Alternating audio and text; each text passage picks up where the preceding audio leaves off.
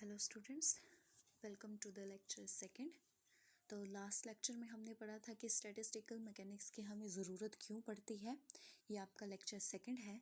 तो वहाँ पर हमने लास्ट टाइम में Bose, Einstein, statistics, fermions, bosons, मैक्सलॉन्स, ये सारी चीज़ें पढ़ी थी, टाइप्स पढ़ी थी हमने। तो अब उसके आगे जो आता है आपका, वो आता है common terms in SM। Statistical mechanics में जो कॉमन टर्म्स हैं वो आपको आज मैं बताऊंगी। तो करते हैं स्टार्ट आपका लेक्चर। फर्स्ट जो आपकी टर्म आती है SM में, वो आती है सिस्टम। तो सिस्टम में हम क्या पढ़ते हैं? सिस्टम क्या है आपका? It is a collection of particles. Particles कौन कौन से? इलेक्ट्रॉन हो गए, आपके प्रोटॉन हो गए, एटम हो गए, मॉलिक्यूल हो गए, आयंस होंगे। अगर इन सारे पार्टिकल्स की हम कलेक्शन करते हैं तो ये आपके क्या कहलाते हैं? सिस्टम कहलाता है एक, अगर हम इनकी कलेक्शन कर लेते हैं। सेकेंड टर्म आती है आपकी असेंबली।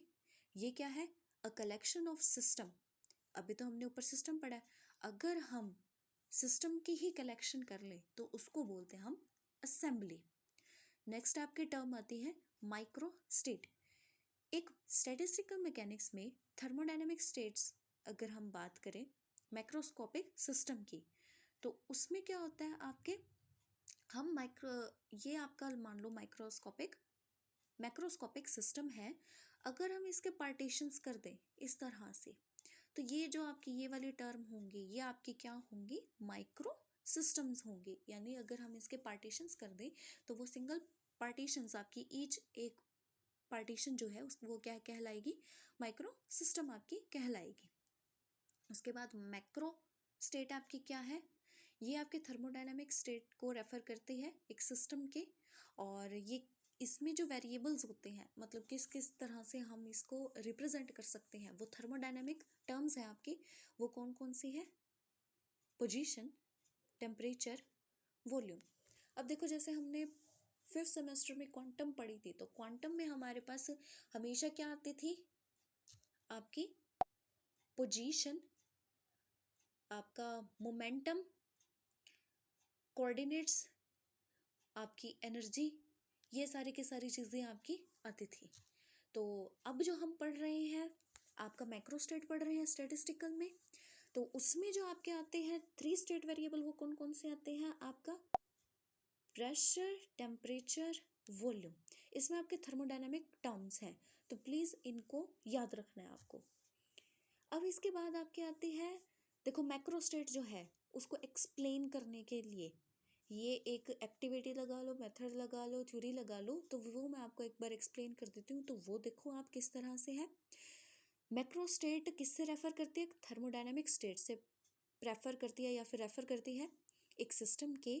और ये किससे रिप्रेजेंट होते हैं या किससे स्पेसिफाई कर सकते हैं, किससे डिस्क्राइब कर सकते हैं? वो है प्रेशर, टेम्परेचर, वॉल्यूम एक्सेट्रा, जो मैं आपको बता चुकी हूँ। तो अब हमने क्या करना है, एक सिस्टम कंसीडर किया जिसमें क्या है, 5 इनडिस्टिंग्विशेबल पार्टिकल्स हैं जो कि डिस्ट्रीब्यूटेड है 2 एनर्जी स्टेट पर। आप प्लीज़ बस डायग्राम पे ध्यान दो, थ्योरी को आपको देखने की ज़रूरत नहीं है। अगर आपको डायग्राम समझ में आ जाएगा तो आपको थ्योरी भी समझ में आ जाएगी। जैसा कि मैं आपको वैसे ही हमेशा कहती आती हूँ कि प्लीज़ डायग्राम एक वेल लेबल्ड होना चाहिए और क्लियर बना दो। ये सबसे ज़्यादा इम्पोर्टेंट होता है अगर आपको रिप्रेजेंटेशन की बात करूँ मैं एग्ज़ाम के लिए। तो प्लीज़ मैं डायग्राम समझा रही हूँ, इसको समझो अच्छे तरीके से। इसमें आपको क्या करना है, 2 एनर्जी लेवल बनाने हैं। ये क्या है आपके एनर्जी लेवल E1 और E2। ये जो आपके यहाँ पर इस तरह से बनाए गए हैं, ये आपकी एनर्जी लेवल नहीं है, ये है एनर्जी स्टेट। तो प्लीज़ इस चीज़ में कंफ्यूज नहीं होना है। E1 E2 आपके एनर्जी लेवल है और ये आपके एनर्जी स्टेट है, ये बॉक्सेस। तो अब जो हमारे पास है एक सिस्टम है, उसमें कितने हैं? 5 इनडिस्टिंग्विशेबल पार्टिकल्स हैं। तो हमने क्या किया, इनमें फिलअप कर दिए हैं। तो अगर मैं इस सिस्टम में बात करूं, फिगर ए में बात करूं, माइक्रो मैक्रो लिखा है इसमें, हाँ। अगर मैं मैक्रो सिस्टम की बात करूं तो इसमें माइक्रोस्टेट कितने हैं? यहाँ 3 है और यहाँ 2 है। तो अगर आपसे कोई पूछे इस सिस्टम में आपके पास कितने मैक्रोस्टेट है, तो आपको क्या बताने हैं? यहाँ पर 3 है और यहाँ पर 2 है, ये यहाँ पर मेंशन्ड है आपका। तो इस तरह से आपके क्या हो गए? मैक्रोस्टेट। अगर माइक्रोस्टेट की बात करते हैं तो आपको किस तरह से बताने हैं कि एक आपका इवन एनर्जी लेवल है, उस पर आपके 3 एनर्जी स्टेट बने हुए हैं, एक एक एनर्जी स्टेट में एक एक पार्टिकल मौजूद है। ये आपका क्या हो गया? Micro state. और आपका कहाँ कहाँ पर है ये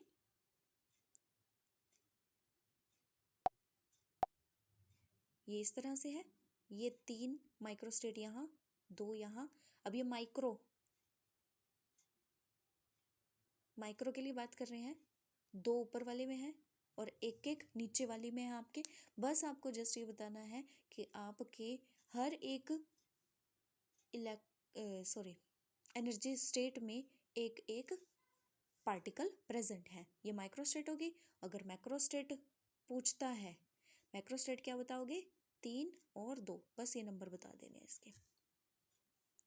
अब आपके पास सिस्टम 2 है, ये फिगर सेकंड है। अब यहाँ पर आपके क्या है? और एक और बात, अब यहाँ पर इस सिस्टम में जो हम पार्टिकल्स लेकर चल रहे हैं वो इनडिस्टिंग्विशेबल है, मतलब आपस में उनको आप पहचान नहीं सकते कि कौन सा है। सारे के सारे सिमिलर होंगे एक तरीके से, जिनको आप डिस्टिंग्विश नहीं कर सकते, उनमें आप डिफरेंस नहीं बता सकते। अगर मैं सिस्टम बी की बात करती हूँ यहाँ पर, तो इसमें मैक्रोस्टेट कितने हैं? खुद देखो, मैंने पिछले में मैक्रोस्टेट कैसे बताए थे। Yes, 3 and 2। यहाँ पर भी क्या है? 3 and 2, 3 ये हो गए, 2 ये हो गए, तो ये आपके मैक्रोस्टेट हो गए। अब अगर मैं बात करूँ फिगर 2 में माइक्रोस्टेट्स की, तो आप किस तरह से बताओगे? एक लेवल E1 है, एक लेवल E2 है। E1 के फर्स्ट इलेक्ट्रॉनिक बोल रही हूँ मैं बार बार गलती से, बट ये क्या है? Energy state. E1 energy level के फर्स्ट आपके एनर्जी स्टेट में कितने प्रेजेंट है? 2 प्रेजेंट है। अगर चलो मैं थोड़ा सा साफ लिखने की कोशिश करती हूँ। E1 एनर्जी लेवल में E1 आपका, ये किसकी बात कर रही हूँ? इलेक्ट्रॉनिक स्टेट की बात कर रही हूँ। इसमें मतलब इसको ये लगा लो एक तरीके से 1 1 कर दिया, एक एनर्जी लेवल और फर्स्ट इलेक्ट्रॉनिक स्टेट। तो E1 में आपके कितने हैं? 2 है। E12 में कितने हैं? 1 है। और E13 में कितने हैं? वेकेंट। इस तरह से आपको माइक्रोस्टेट डिफाइन करनी है। तो ये आपका किसका हो गया? E1 का हो गया, लेवल 1 का हो गया। अब E2 का आप डिफाइन करोगे, देखो करके।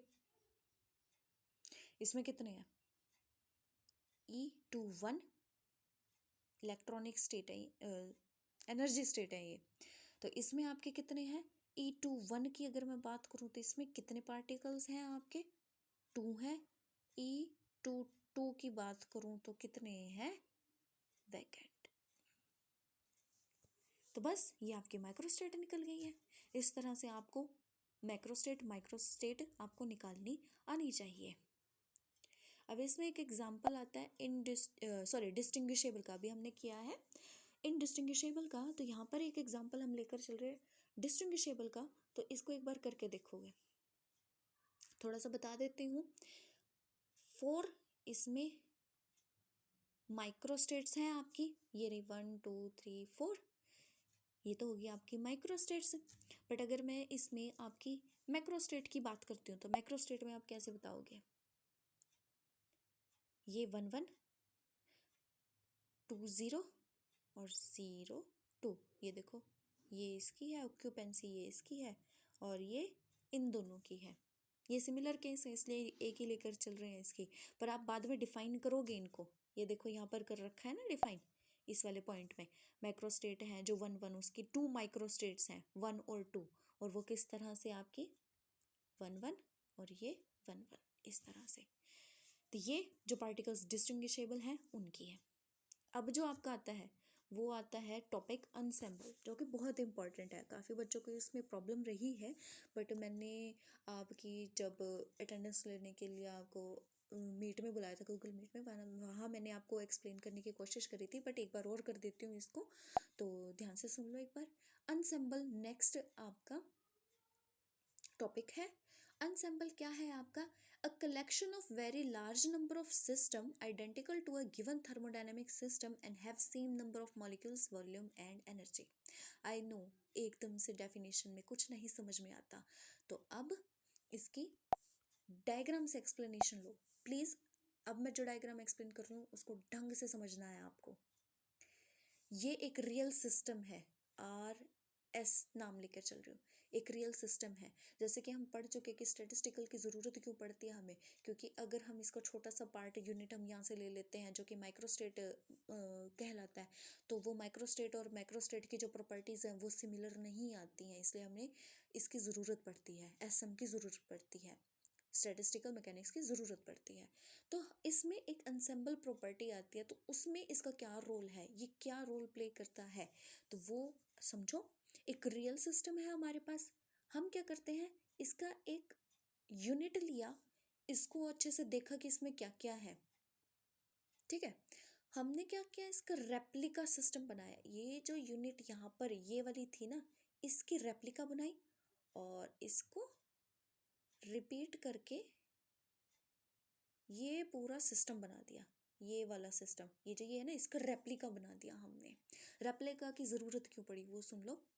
इन दोनों की प्रॉपर्टी सेम नहीं आती है, तो इस प्रॉपर्टीज़ को सेम लाने के लिए, या फिर एक तरीके से ये लगा लो कि दोनों की मैक्रोस्कोपिक और मैक्रोस्कोपिक को सिमिलर करने के लिए, प्रॉपर्टीज़ को पहचानने के लिए हमने क्या किया, एक डुप्लीकेट सिस्टम बना लिया, या फिर इमेजिनरी कह सकते हो, जिसमें आपके क्या है, रियल सिस्टम से आपके सारी की सारी चीज़ें मैच करती हैं, उसके number of molecules, volume, energy, सारी की सारी चीज़ें उसकी आइडेंटिकल होंगी उसके साथ।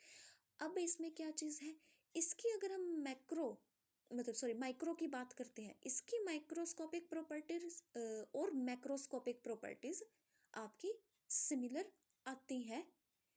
दैट्स वाई हमें इसकी ज़रूरत पड़ती है आइडेंटिकल की। इसमें रियल सिस्टम में नहीं हो पाता, इसमें अलग आती है।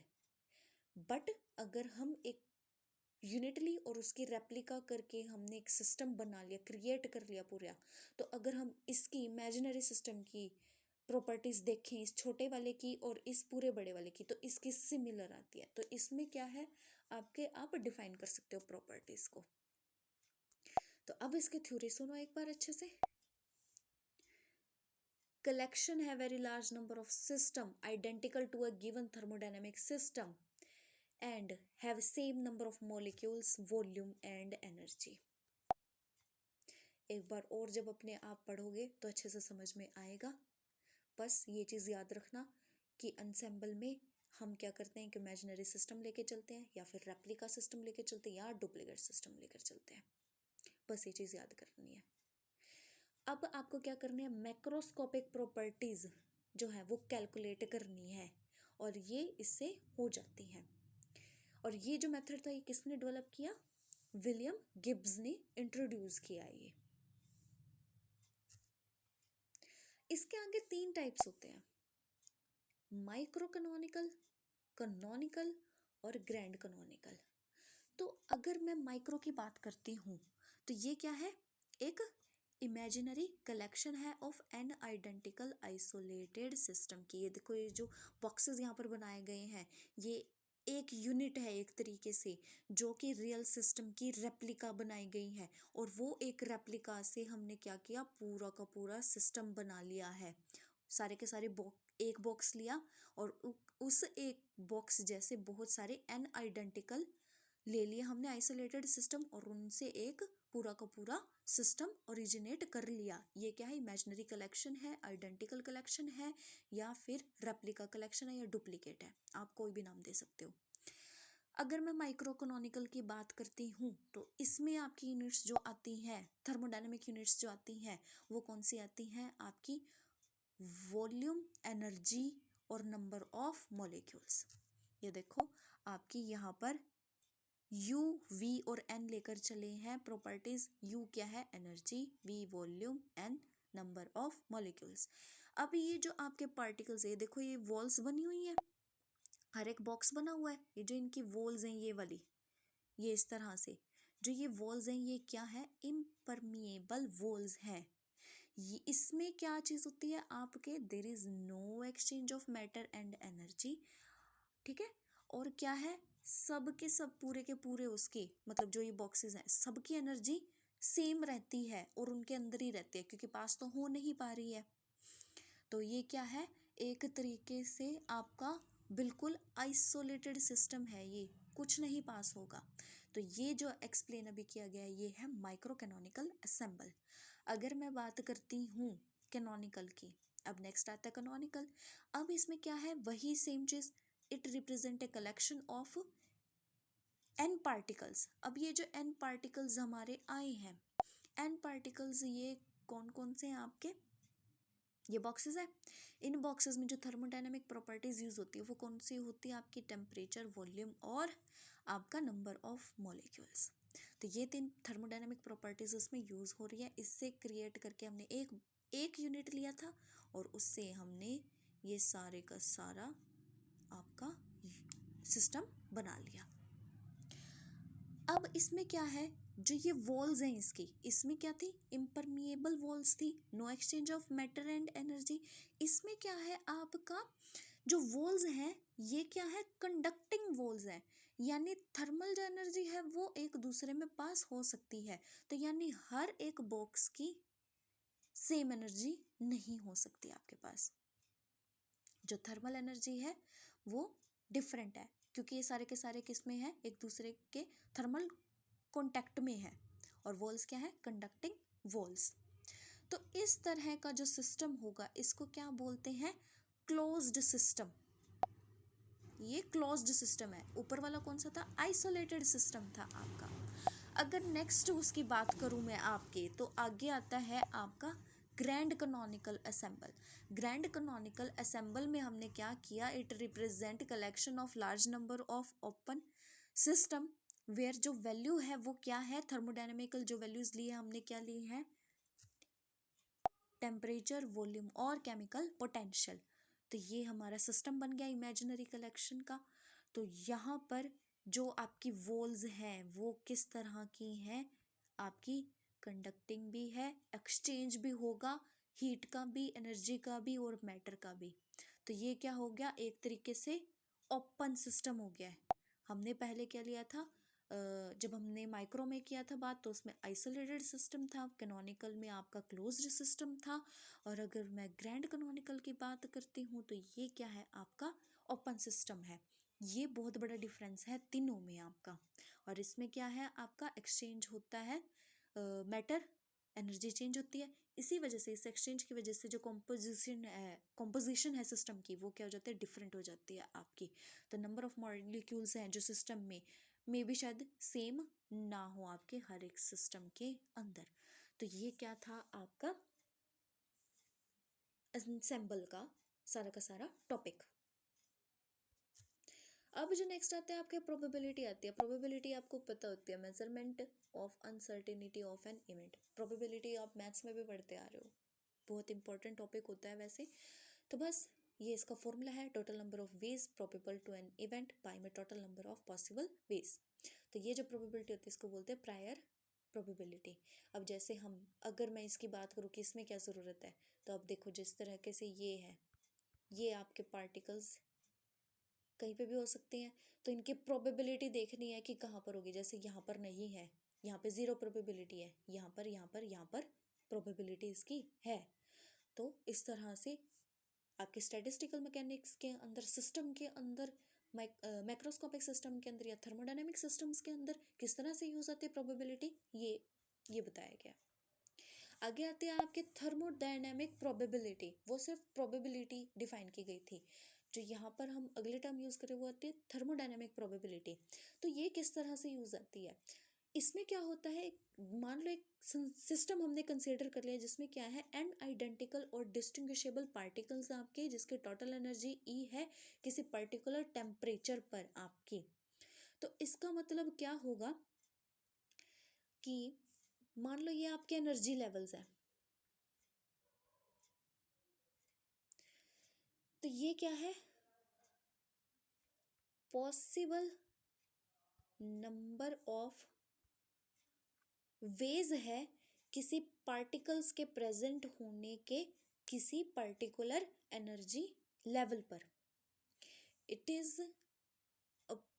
Is the ways for a, इसकी डेफिनेशन एक बार मैं बताती हूँ।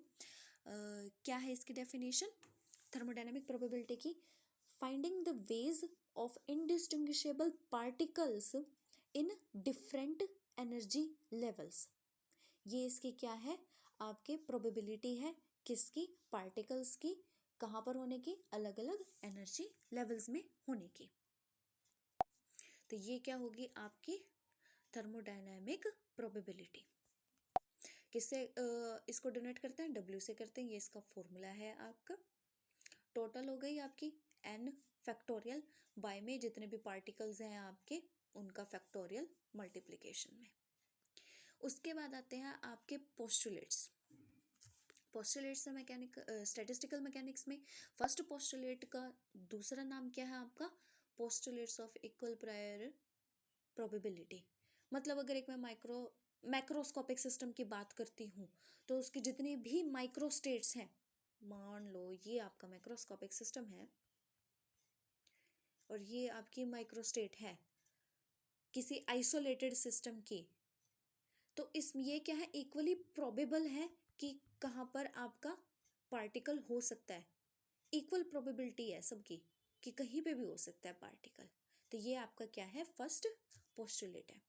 सेकंड पोस्टुलेट्स में आपका क्या कहा जाता है, यहाँ से देखो कि आपकी जो थर्मोडायनामिक इंटरनल एनर्जी है किसी सिस्टम के, मतलब ये आपका सिस्टम है, उसकी जो इंटरनल एनर्जी है सिस्टम की वो किसके इक्वल होगी, मतलब टोटल एनर्जी जो होगी वो किसके इक्वल होगी, अगर हम उसके पार्टीशन कर करके उसकी एनर्जी निकाले वो उसके इक्वल होगी। मतलब ये सिस्टम हमने क्या ले लिया, अनसेंबल। अनसेंबल में क्या था, ये वाला रेप्लिका सिस्टम या डुप्लीकेट सिस्टम या इमेजिनरी सिस्टम लेते हैं, तो ये दोनों की एनर्जी आपस में क्या होगी, इक्वल होगी। ये आपका सेकंड पोस्टुलेट है। ये देखो यहाँ पर लिखा हुआ है, thermodynamic internal energy of a system is equal to the average energy of a microscopic system in ensemble. तो जो आपका ये पोस्टुलेट है वो क्या करता है, एक लिंक प्रोवाइड करता है किसके लिए, थर्मोडायनामिक मैक्रोस्कोपिक प्रॉपर्टीज और माइक्रोस्कोपिक मैकेनिकल वेरिएबल्स के लिए। तो यहाँ पर आपके पोस्टुलेट्स खत्म हो जाते हैं। इसके बाद जो है आपका स्टर्लिंग मेथड आता है जिसको आपको खुद पढ़ना है। ये मैंने एज अ होमवर्क दिया था, प्लीज़ इसको एक बार पढ़ के देखना, ज़्यादा मुश्किल नहीं है। अगर कोई मुश्किल आती है तो मुझसे आप क्लास में पूछ लेना।